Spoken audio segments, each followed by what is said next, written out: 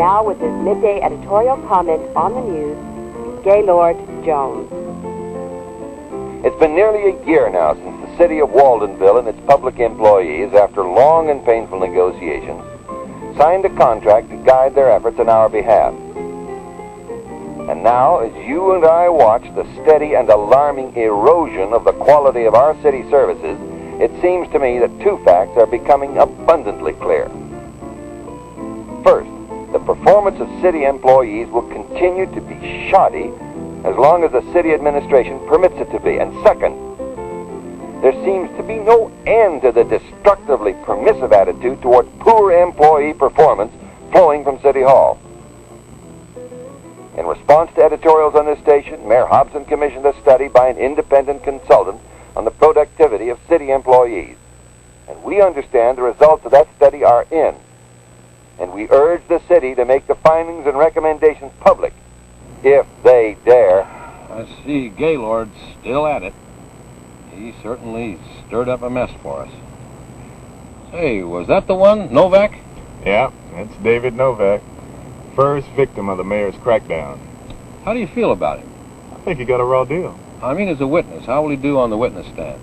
Well, he's not exactly your run-of-the-mill grievance. Well, nobody is. But you're the one who recommended to the Union Grievance Committee that we take this thing to arbitration. Hey, this is a hot one. And you international reps can get out of town. I'm just a local president. I got to live here with these guys. I understand. But we've got to win a few of these or we're both in trouble. How does this one stack up?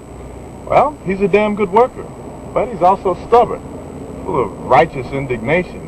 And he feels very strongly that his rights are being violated. You know where he's headed right now? He's going to jog his cause to City Hall, right past the mayor's window, again. Well, speaking of City Hall, I wish we knew what Callaway and Logan have up their sleeves on this one. There he is again, the cross-country crusader. If he's not careful, he's going to jog himself right out of a job. What do you think of the meeting we had with the union on his arbitration case? Well, I think we got our points across with Murphy and Daniels.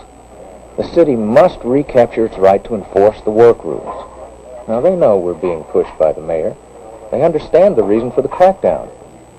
But this is one I wish we could have settled at step 3. I'm not so sure we should have agreed to use this dispute as a lead case for all the other grievances that are coming up as a result of the crackdown.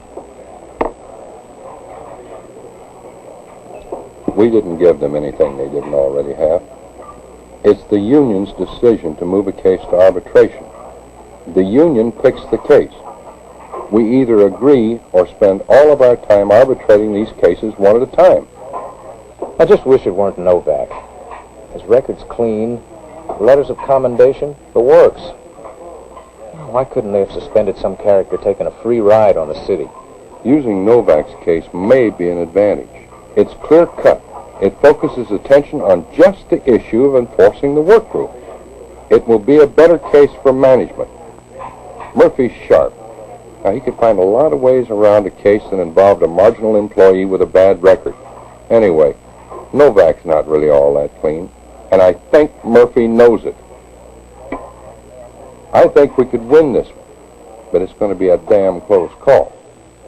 Where do we go from here? We've got to do our homework thoroughly. We can't afford to overlook any angle. Now, here's what I want you to do. First, I want you to get a copy of the consultant's report from the mayor's office and pull out everything you can find concerning loss of productivity because of unauthorized time off the job. I want an exhibit for the arbitrator showing that each... I understand this is an arbitration between the City of Waldenville and the Municipal Workers Union. Now, who is representing the city? I am, Mr. Arbitrator.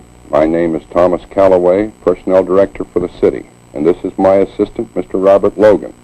Other persons who will be involved in behalf of the city are seated in the back of the room.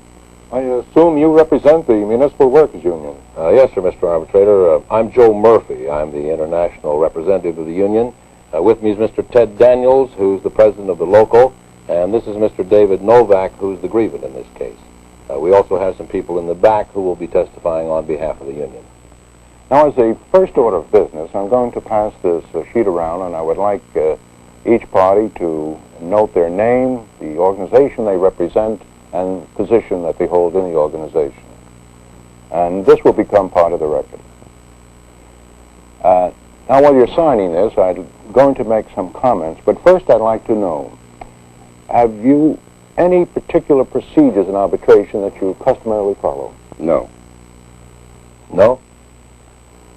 All right. Well, in that case, I want both parties to understand that I am in charge of this hearing. Now, I conduct hearings rather informally, but I do expect decorum and I expect courtesy to be displayed, not only to me, but to each other, and that standards of fairness will be observed. So there will be no misunderstanding. Let me tell you how the hearing will be conducted. There will first be an opening statement by the parties. Now, since this is a disciplinary matter, the employer will make the first opening statement, followed by the union. After that, the employer will put in its case, introduction of documents and production of witnesses, and the union will have an opportunity to cross-examine. And then the union will put in its case, and the employer will have an opportunity to cross-examine. Now, as I understand, the issue as submitted to me for arbitration was the 10-day suspension given to Mr. David Novak for just cause. If not, what shall the remedy be? Now, is there any question or disagreement with respect to this statement of the issue? No, sir. No, sir. All right, then record will show that this will be the issue which is before me. Now, you'll both understand that during the course of your presentation, you may offer documents or other exhibits. And I will assume that you will have copies available for the other party. Yes. Yes. Mr. Arbitrator, I'd like to have the witnesses present only while testifying. Well, first, Mr. Murphy, I'm sure you would understand that the grievant would have a right to be present in order to accord him due process. And secondly, I'd like to know the basis for your request, because unless there are going to be questions of credibility of witnesses or critical issues of fact, I would prefer not to exclude the witnesses. I understand, sir. I withdraw the request. Mr. Arbitrator, I would like to tape record the hearing if there are no objections. Well, Mr. Calloway, some arbitrators may rule otherwise, but it is my practice not to permit either party to make a transcript of the hearing unless it is done by a court reporter.